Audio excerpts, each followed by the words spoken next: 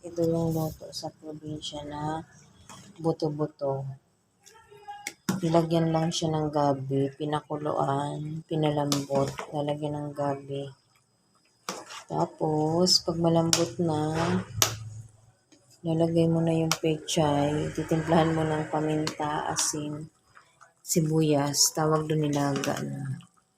Lagyan na siya ng gabi. Lutong probinsya po ito. Ganyan lang. Lulutuin lang natin yung pechay.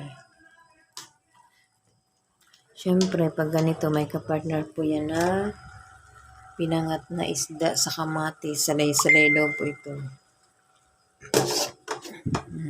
Ayan. Medyo matagal po ito maluto na pechay kasi parang magulang na siya. Pero malalambot na po yung nabili kong buto-buto.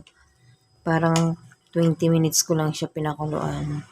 Tapos nilagyan ko na siya, habang kumukulo, nilagyan ko na siya ng paminta, sibuyas.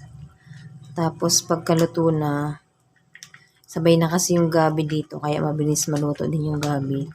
Nalagay ko na yung yung tangkay muna ng pechay saka yung dahon para maluto. At dahil iba na ngayon ang panahon, kailangan naluluto pong lahat.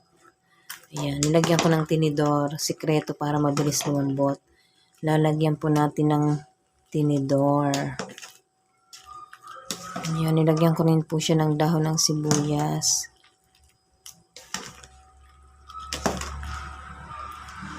Ayan, luto na siya. Ayan, thank you for watching. Ito, nilagyan ko ito ng konting oil.